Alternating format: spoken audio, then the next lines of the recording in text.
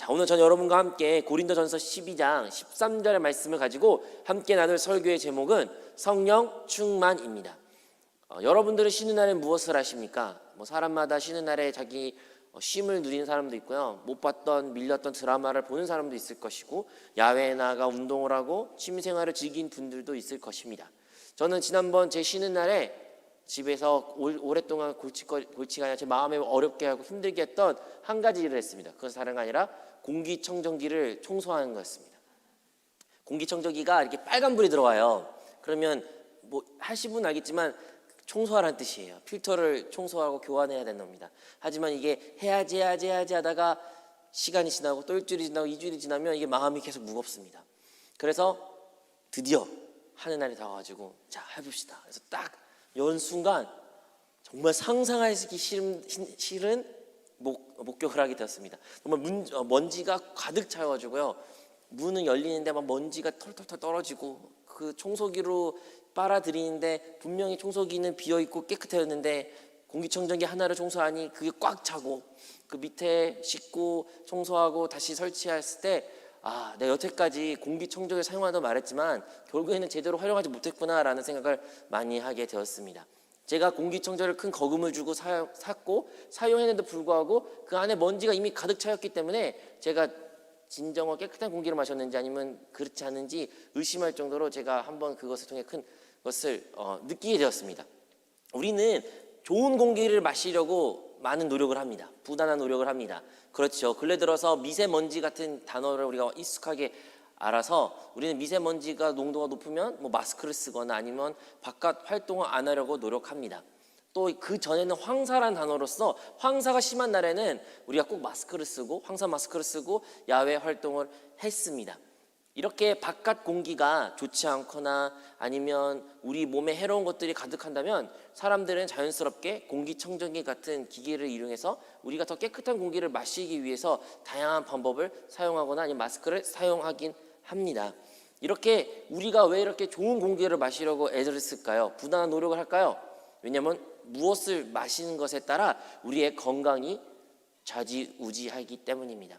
우리는 어떠한 공기를 마시고 싶어 합니까? 다양히 깨끗한 공기를 마시고 상쾌한 공기를 마시고 우리 폐에 우리의 온 건강이 좋아지고 우리의 정신도 맑아지는 그런 공기를 마시고 싶어 합니다. 하지만 세상은 어떻습니까? 우리가 바깥 나가면 어떠한 공기를 마십니까? 이제 봄이 다가오죠. 그럼 꽃가루가 또 찾아오고 황사가 찾아오고 또 공기가 시내에는 많은 것이 미세먼지 농도 높아져가지고 이것저것 어려움을 우리가 느끼게 될 것입니다. 바깥 세상은요, 좋은 날도 있지만 그렇지 않은 날도 있고 공기가 탁한 날도 있고 미세먼지가 농도가 심한 날도 있어서 우리가 어떠한 공기를 마시는지 예의를 주의한 것처럼 우리 신앙생활 가운데 우리 영적인 호흡이 있는데 어떠한 호흡을 하고 있는지, 무슨 호흡을 하는지, 내가 지금 제대로 호흡하고 있는지를 우리는 반드시 점검할 필요가 있는 것입니다. 근래 들어서 코로나로 인하여 많은 어려움이 우리에게 있었습니다. 이제 코로나가 끝나는 무렵에 있는데요. 코로나로 인해서 강조된 게 무엇입니까? 환기를 많이 시킵시오. 마스크 쓰는 것도 중요하고 실내에 있으시면 환기를 많이 하고 환기가 잘 된 곳에 있으시오라는 이야기를 우리가 많이 들었습니다. 이처럼 이 영적인 세계 가운데서도 좋지 않는 우리에게 해를 가져오고 우리를 숨막히게 하며 우리의 건강을 해롭고 우리의 생각을 멈추게 하는 그러한 좋지 못하는 영적인 공기들이 있습니다. 이 세상 가운데도 분명히 있습니다. 공기가 눈에 안 보이는 것처럼 영적인 세계도 이와 마찬가지로 눈에 보이진 않지만 우리에게 해를 가져오고 우리를 힘들게 하며 우리에게 온전한 삶을 살지 못하게 한 것들이 분명히 있습니다. 반면에 이와 반대로 맑고 깨끗하고 좋은 공기도 있는 것입니다.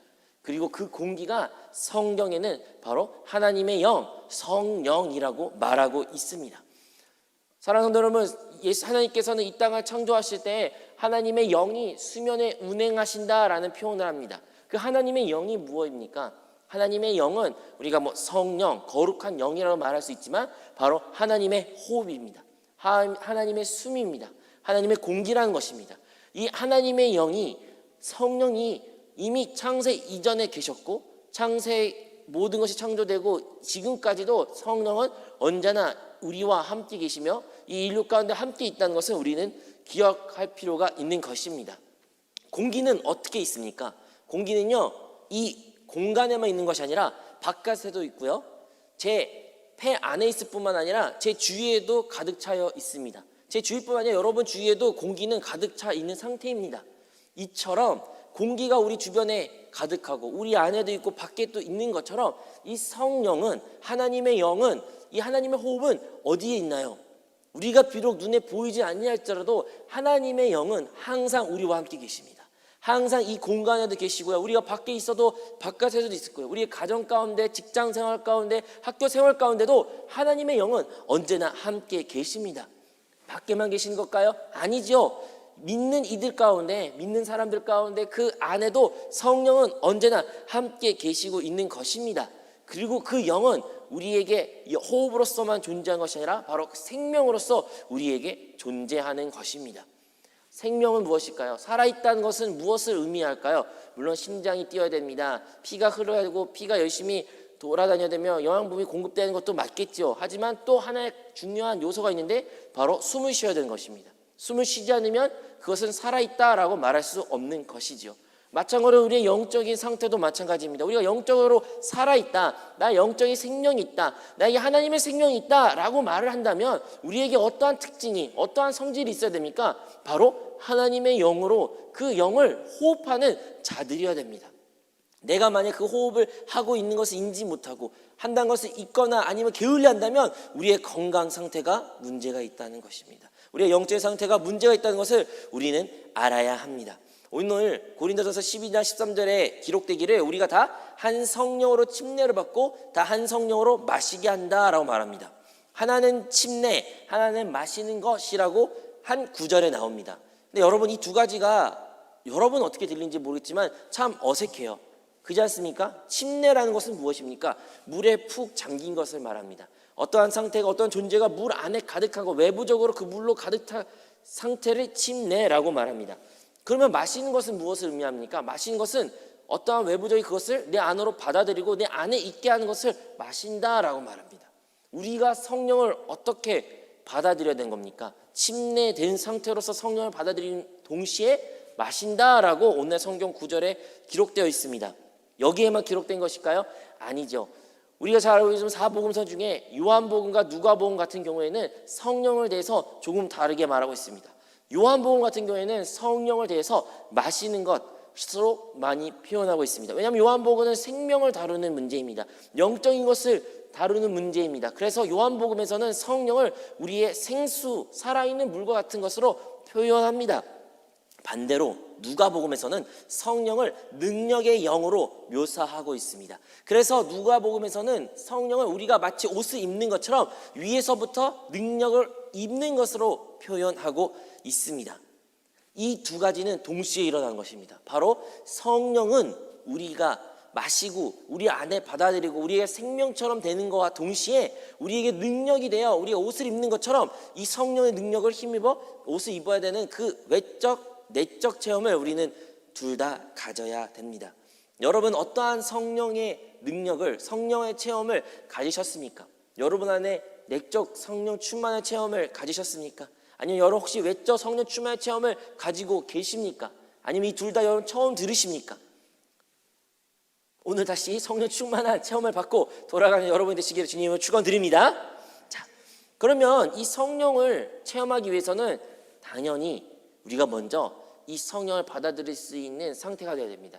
그것은 다름 아니라 하나님의 아들 예수님을 나의 그리스도로, 나의 구주로 시인하는 자들에게 하나님 성령이 그들과 함께 있다는 약속의 말씀을 우리는 기억해야 됩니다.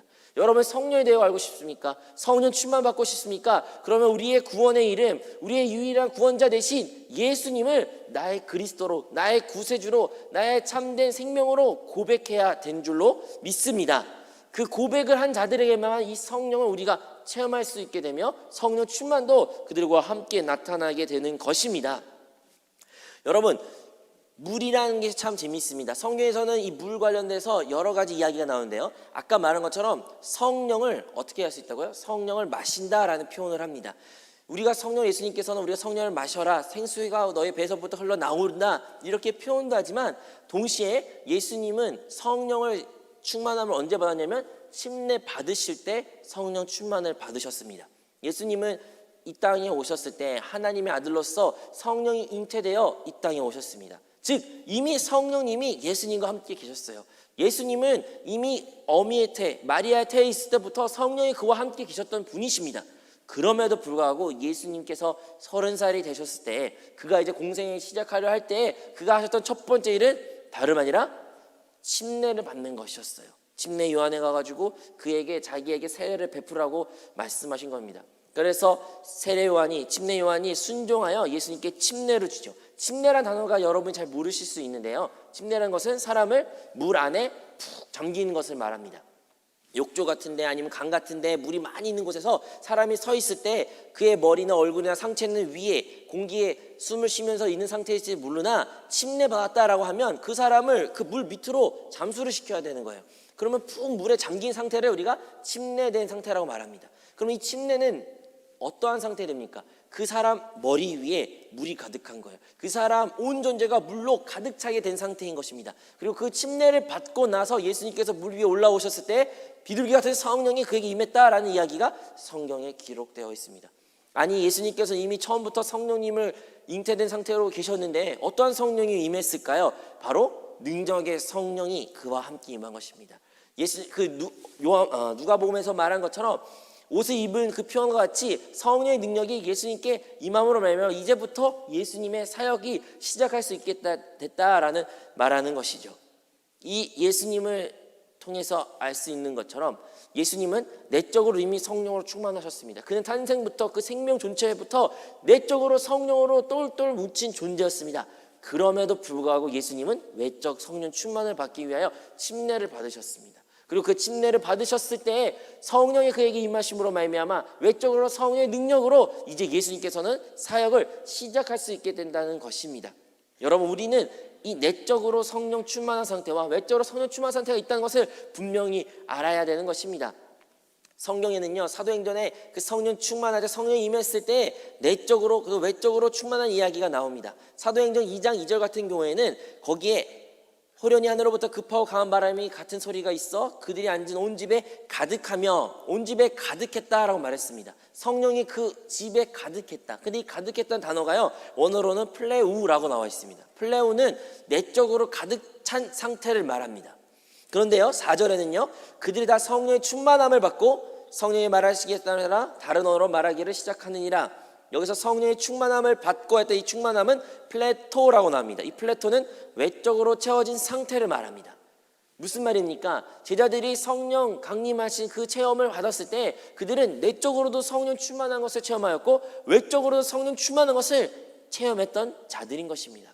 우리 신앙생활 가운데는 이 내적으로 성령 충만한 것과 외적으로 성령 충만한 삶을 동시에 함께 누려야 되고 알아야 되는 것입니다. 이 성령이 임할 때 제자들에게 기쁨과 감사가 넘쳐났던 것입니다.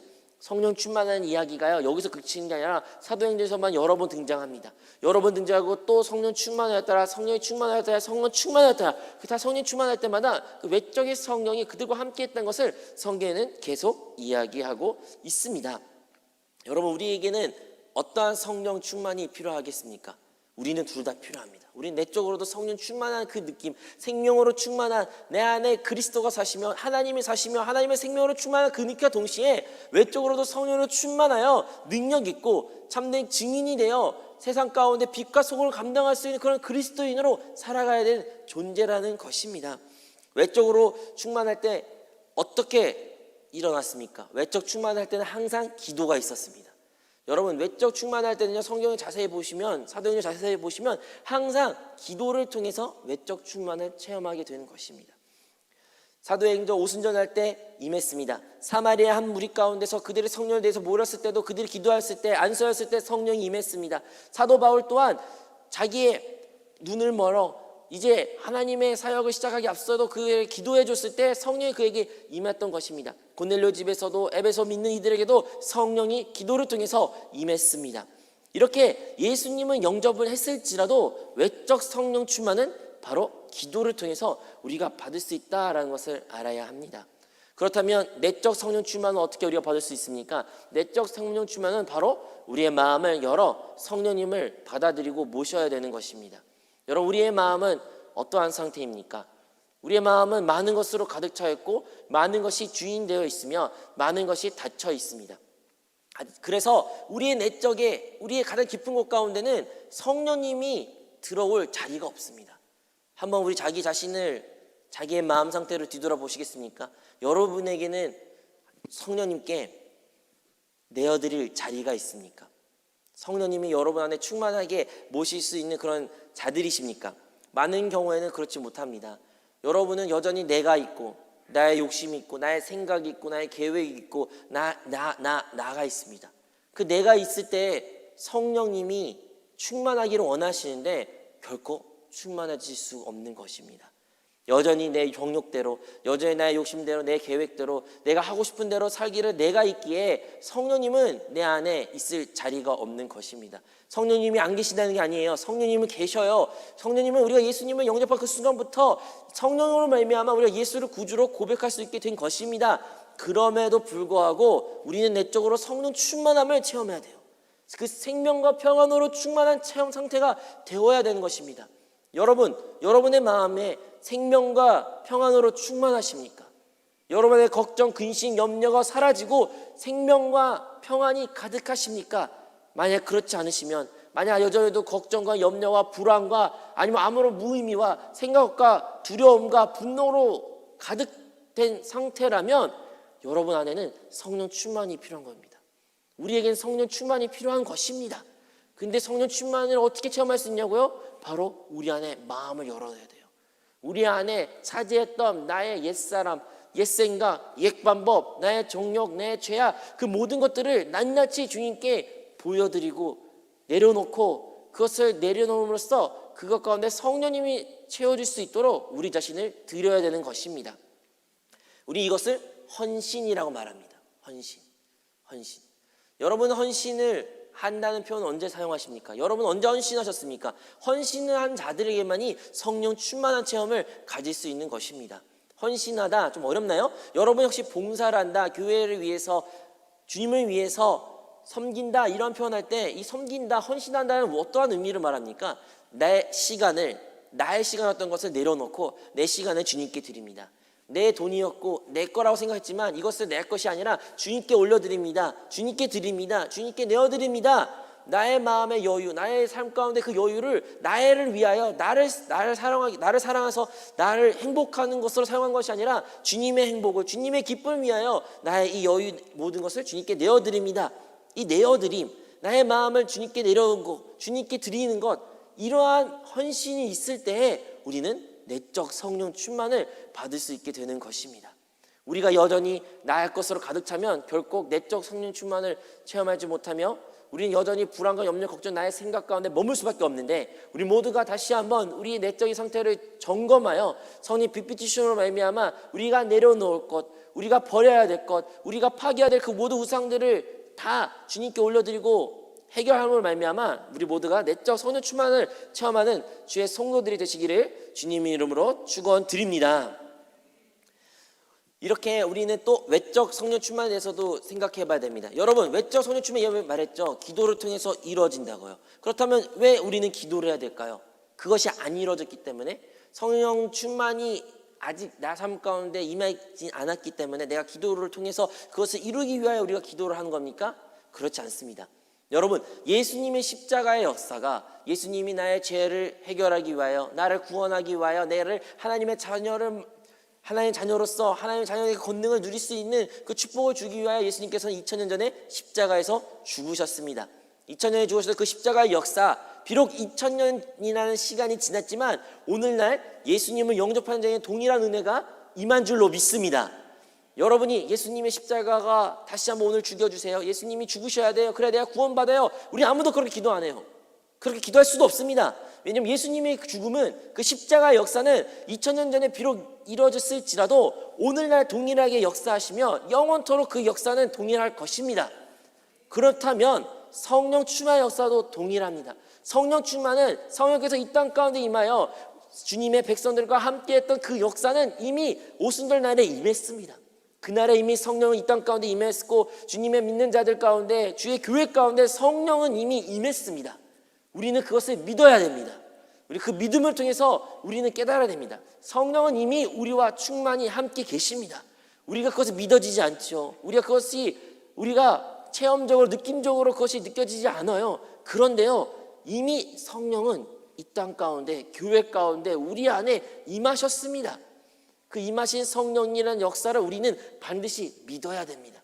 그냥 없던 것이 갑자기 나타나가지고 생겨가지고 그 느낌을 따라 사는 것이 아니라 이미 성령 충만 역사가 우리 삶 가운데 이루어졌는데, 우리가 그것을 기도함을 말미암아 믿음으로 바라볼 수 있기 위하여 우리는 주님께 기도해야 되는 것입니다. 우리가 기도는 무엇을 위한 것입니까? 바로 그것을 믿음의 눈을 가지고 믿음의 귀를 열고 믿음의 감각을 열어 우리 그 역사를, 그 2000년 전에 있었던 일을 나의 삶 가운데 현실로 피부로 느끼기 위해서 우리가 기도하는 것입니다. 이미 성령 충만의 약속은 이루어졌습니다. 아멘. 하나님께서 여러분에게 성령 충만을 주셨다고 이미 약속하셨습니다. 이미 예수님을 믿는 자들은, 예수님을 따르는 자들은 그 안에 성령이 계시고 그 성령이 여러분 삶 가운데 외적으로 내적으로 충만하기를 작정하셨고 이미 그렇게 복을 주기로 하나님께서 마음을 먹으셨습니다. 다만 이제 우리가 그것을 반응하여 내적으로 외적으로 성령 충만을 받기 위하여 우리 안에 있던 모든 빈 자리를 내어놓고 하나님께 드리고, 또한 외적으로는 기도함으로써 그 말씀이 믿어지기 위하여 우리가 기도할 때 우리는 성령 충만을 체험하게 될 줄로 믿습니다. 여러분, 이미 성령 충만은 성취된 사실입니다. 안 믿어져서 문제예요. 안 믿어져서 문제예요. 여러분, 성령 충만한 건 이미 이루어졌어요. 근데 안 믿어져요. 예수님께서 우리에게 수많은 약속의 말씀을 하셨죠. 성경에는 수많은 약속의 말씀들이 있습니다. 뭐가 문제냐요? 약속하셨는데, 하나님이 주신다고 하셨는데, 근데 뭐가 문제냐면 안 믿어지는 거예요. 그래서 우리가 기도를 합니다. 성령 충만도 마찬가지예요. 이미 하나님께서는 여러분에게 성령 충만을 약속하셨고 주셨습니다. 우리는 기도를 통해서 그것이 믿어져야 됩니다. 여러분, 그것이 기도를 통해서 믿어지게 된다면 그 약속의 말씀이 허투루 한 말씀이 아니라 나의 그냥 머릿속에 있는 것이 아니라, 아, 진짜 하나님이 나에게 성령을 주셨구나, 진짜 성령으로 나를 충만케 하셨구나, 여러분 그것을 기도를 통해서 체험되고 믿어지고 받아들이기 한다면 여러분은 성령 충만한 체험을 가지게 될 것입니다. 여러분, 내적으로는 성령 충만할 때 사람이, 그리스도인들은 변합니다. 근데 외적인 성령 충만 받은 사람은 능력 있는 사람으로서 세상 가운데 그리스도인으로, 내가 그리스도인이다, 하나님의 아들이다, 하나님의 역사를 나타낼 수 있는 자가 될 줄로 믿습니다. 그러므로 우리는 둘 다 필요합니다. 어떤 사람은 진짜 누가 봐도 착하고 온유하고 성실하고 정말로 진짜 본받고 싶은 그런 크리스천이 있는 사람이 있는 반면에, 예수님 내 다른 사람이 말해봐라, 다른 사람에게 예수님이 있다는 것을 말해봐라 하면 말 못하는 사람들이 꽤나 있습니다. 내가 아무리 내적으로는 착하고 예수님을 믿고 예수님 잘 따르고 순종적이고 이러한 모습이 있을지라도 다른 사람에게 예수님 말하기가 참 껄끄럽고 힘들고 어려운 사람들이 있어요. 근데 반대로 어떤 사람들은요, 내적으로는 아직 성화가 덜 되고 여전히 되게 성급하며 되게 부족한 모습이 많이 있을지라도 그렇게 모르는 사람들에게 대중하게 당당하게 예수님이 내 말하고 예수님 믿으셔야 된다고, 예수 안 믿으면 지옥 간다고 이렇게 말하는 사람도 있습니다. 둘 다 성령 충만한 상태인데 단지 한 사람은 내적으로 한 사람은 외적으로 충만한 상태예요. 그 둘 다를 소유하지 않아서 그런 겁니다. 근데 우리는, 한세교회 청년들은, 우리 모두 푸니마 교구는, 주의 성도들은 어떠한 상태가 됩니까? 우리는 내적으로도 외적으로도 충만한 상태가 되어 주님을 섬기는 주님의 자녀가 되어야 될 줄로 믿습니다. 왜 그래야 될까요? 그것이 참된 우리의 삶이고 우리의 참된 축복입니다. 우리가 공기를 왜 숨을 쉬어야 될까요? 왜 숨을 쉬어야 돼요? 살기 위해서 숨을 쉬죠. 마찬가지예요. 우리 영적으로 살아있는 상태를 느끼고 싶다면, 나 영적으로 살아있다, 나 영적으로 살아있는 자이다 라는 것을 여러분 체험하고 싶다면 우리는 성령 충만한 상태가 되어야 합니다. 여러분, 우리의 삶을 뒤돌아볼까요? 여러분, 혹시 우리의 삶이 신앙적으로 되게 다운되어 있고 되게 침체되어 있으며 내가 예수를 믿는 건지 안 믿는 건지, 도대체 나는 무엇을 하는 건지, 왜 사는 건지, 되게 힘들고 어렵고 지치고 환경 때문에, 문제 때문에 여러분 막 모든 것이 생각이 많고 이런 상태이십니까? 그럼 왜 우리는 이런 상태에 있습니까? 왜 영적으로 눌려있고 영적으로 피폐하며 왜 이렇게 힘들어합니까? 그것은 온전한 호흡이 없었기 때문이에요. 영적으로 우리가 온전한 호흡이 있었다면 우리는 그런 생각을 하지 못하게 되는 것입니다. 높은 고도에서 스포츠를 하게 된다면, 운동을 하게 된다면 높은 고도에서 사는 사람들은 한 가지를 확실히 압니다. 뭐냐면 제대로 숨을 쉬어야 된다. 고도가 높아질수록 우리가 아는 것처럼 거기에 산소가 부족합니다. 그래서 산소가 부족하기 때문에 높은 곳에서 운동하기가 더 많이 힘들어요. 산소를 더 많이 제대로 공급받기 위해서 운동선수들은 높은 고도에서는 숨을 제대로 쉬고 더 긴밀하게, 더 요긴하게 그것을 숨을 쉬려고 노력하게 되는 것입니다. 그래서 그들에게 있어서는 호흡이 절실히 필요할 때 호흡을 제대로 마시고 내쉬고 이것을 한다고 합니다. 이처럼 우리가 이 세상을 살아가면서, 이 세상은 어떠한 곳입니까? 그렇게 산소, 살아있는 생명의 호흡, 영으로 가득한 세상이 아니라 도리어 우리가 마시지 말아야 할 수많은 공기로 가득한 세상입니다. 영적으로는 더 심하죠. 이러한 세상 가운데 우리는 올바른 호흡을 해야 되는 것입니다. 우리가 세상 것으로 호흡하고 세상의 영적인 것으로 어둠에 아니면 사망에 불전적인 것에 그런 것들을 우리가 호흡하고 우리가 받아들인다면 우리가 온전히 쉽게 피폐하고 망가지고 지치게 되는 것입니다. 근데 이 세상 가운데 우리가 참된 살아있는 그 생명의 영, 하나님의 영, 그 성령을 제대로 온전히 호흡하고 그 성령을 우리가 충만하고 내적으로 외적으로 충만한 상태가 된다면 우리 상황에 어떤 어려움이 있고 어떤 힘듦과 질병과 아픔이 있을지라도 우리 심령 가운데는 생명과 평안이 가득한 상태가 될 것입니다. 그리고 그 생명으로 충만한 자들은 결국에는 이 세상을 이기게 될 것이며 우리의 문제도 해결될 것이며 우리 병든 몸도 치유받게 될 것이며 하나님의 온전한 승리를 누리는 주님의 백성이 된다는 것을 우리는 모두 기억해야 될 줄로 믿습니다. 어떻게 그러면 점검할 수 있습니까? 마지막으로 이것을 이야기와 마치려고 합니다. 그럼 여러분 성령 충만하십니까? 여러분 성령 충만하십니까? 어떻게 우리가 이것을 점검할 수 있습니까? 이제 새로운 한 주가 시작되지요. 내일 월요일 화요일 또 우리 학교 생활, 직장 생활, 우리의 가정 생활 시작됩니다. 그러면 그 생활 가운데 우리가 내 자신이 성령 충만한지 어떻게 우리가 확인할 수 있겠습니까? 여러분 신령 가운데 그 성령님께서 주신 평안으로 충만하십니까? 우리 주님께서는 제자들에게 만났을 때 너에게 평안이 있을지어다 샬롬이라고 말합니다. 그 평안, 우리에게 그 평안이 있습니까? 여러분 만약에 그 평안이 잃어버리셨다면, 그 평안이 없으시다면, 눈을 떴는데 그 평안이 없고 불안이 있고 잠자기 전에 평안이 없고 불안이 있고 염려와 걱정이 있고 생각이 많은 이런 상태에 놓이신다면 그 상태가 어떤 상태입니까? 여러분이 올바로 호흡으로 돌아가는 상태라는 것을 의미합니다. 우리는 다시 그 성령으로 호흡하고 성령을 마시는 상태가 되어야 되는 것입니다. 여러분 성령님은요 침례와 같이 외적으로 옷 입는 능력도 되는 동시에 공기와 같이 우리 안으로 들어오고 생수와 같이 우리 안에서도 마시고 들여받아야 할 존재인 것입니다. 그러면 그 성령을 여러분이 호흡하고 마시고 성령의 능력에 힘입은 우리 모든 주님의 성도들이 되시기를 주님으로 축원드립니다.